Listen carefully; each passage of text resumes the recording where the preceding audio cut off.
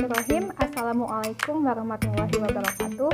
Halo, selamat malam teman-teman semua, dan selamat malam juga kepada Ibu Dian, selaku Ibu dosen dari mata kuliah Manajemen Strategi.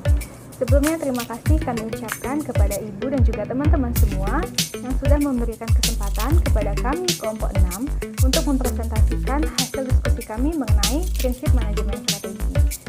Terlebih dahulu, perkenalkan saya Mutia Safira dan juga ada teman saya Riri Zumalia Ramadhani, Rizia Anandamiranti, dan juga Muhammad Robi Iksan. Baik, untuk mempersingkat waktu, langsung saja kita ke materinya. Poyster and Strait menjelaskan bahwa manajemen strategis adalah proses perencanaan, implementasi, dan evaluasi. Lalu, dalam artian umum, manajemen strategi adalah proses pengelolaan organisasi melalui perspektif strategis dan berkelanjutan untuk memastikan rencana strategis selalu diperbarui dan mampu menggerakkan proses manajemen lainnya.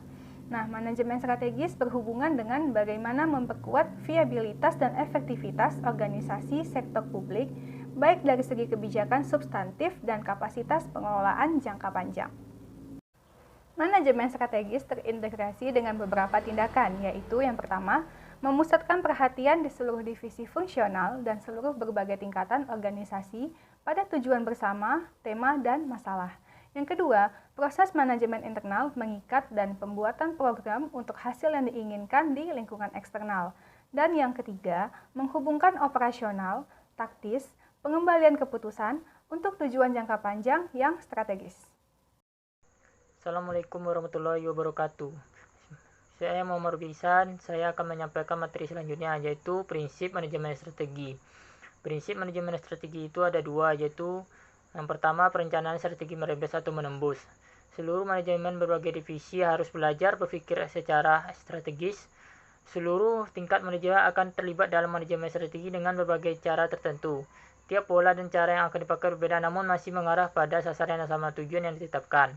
Yang kedua, perencanaan komprehensif, maksudnya ialah perencanaan yang berdasarkan pada kebutuhan pengembangan bisnis, tidak dibuat dengan asal-asalan. Untuk materi selanjutnya itu konteks manajemen strategis.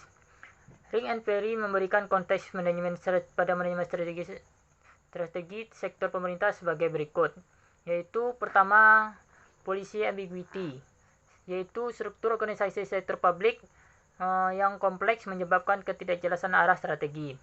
Yang kedua, the opponent of governments, yaitu media memiliki peranan besar dalam mengekspos pengambilan keputusan dan penerapannya dalam pemerintahan. Ketiga, atensi publik, pemerintah dipengaruhi oleh banyak kelompok kepentingan yang mempunyai agenda-agenda tertentu. Yang keempat, the time problems, masa jabatan peraturan yang memberikan batasan waktu menjadi perhatian manajemen strategi. Yang kelima yaitu Saki Coalition, yaitu aliansi politis saat perencanaan dan pelaksanaan belum tentu sama komposisinya. Assalamualaikum warahmatullahi wabarakatuh. Perkenalkan, nama saya Tisya Anandamiranti. Di sini saya akan menjelaskan tentang dimensi manajemen strategi, di mana terdapat dua. Yang pertama participative planning, yang kedua ada planning fleksibel. Yang pertama, participative planning itu adalah perencanaan strategi yang melibatkan langsung para bawahan untuk dapat ikut terlibat dalam aktivitas organisasi sektor publik. Yang kedua ada planning fleksibel, itu adalah perencanaan yang fleksibel, di mana dia diharapkan mampu untuk membantu organisasi lebih cepat merespon perubahan baik internal maupun eksternal. Adalah solusi konteks kendala. Solusi konteks kendala ini terbagi atas 4. Yang pertama maintaining flexibility, yang kedua bridging competing world, yang ketiga building influence not authority, yang keempat adalah minimizing discontinuity. Yang pertama adalah maintaining flexibility, itu adalah proses implementasi manajemen strategis yang diharapkan mampu beradaptasi terhadap perubahan baik internal maupun eksternal. Yang kedua bridging competing world, itu adalah sektor publik yang bersifat terbuka, kemudian dia memiliki keterkaitan terhadap berbagai pihak dan kepentingan dan kelompok kepentingan. Di sini juga pemerintahnya diharapkan adil terhadap semua pihak. Yang ketiga adalah wielding influence not authority, di mana dia kemampuan politik yang diperlukan dalam manajemen strategis guna membangun hubungan dan memunculkan nilai positif terhadap konfrontasi pihak-pihak tertentu.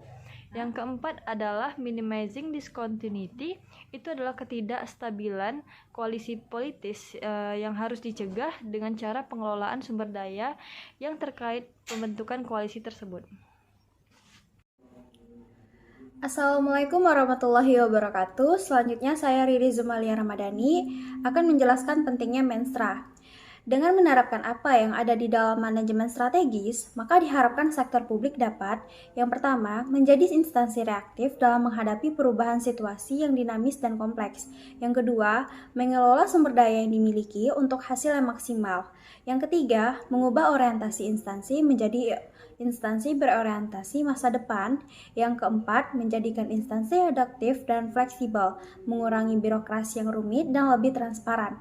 Yang kelima, menjadikan instansi mampu memenuhi harapan masyarakat atau pengguna layanan. Selanjutnya, tujuan manajemen strategis itu ada 5. Yang pertama, melaksanakan dan mengevaluasi strategi yang dipilih secara efektif dan efisien. Yang kedua, mengevaluasi kinerja, meninjau, dan mengkaji ulang situasi serta melakukan berbagai penyesuaian dan koreksi jika terdapat penyimpangan di dalam pelaksanaan strategi. Yang ketiga, senantiasa memperbarui strategi yang dirumuskan agar sesuai dengan perkembangan lingkungan eksternal. Yang keempat, senantiasa meninjau kembali kekuatan, kelemahan, peluang, dan ancaman bisnis yang ada. Yang kelima, senantiasa agar selalu inovasi atas produk agar selalu sesuai dengan selera konsumen. Nah, itulah hasil presentasi dari kelompok kami. Mohon maaf apabila ada kesalahan. Wassalamualaikum warahmatullahi wabarakatuh. Selamat malam.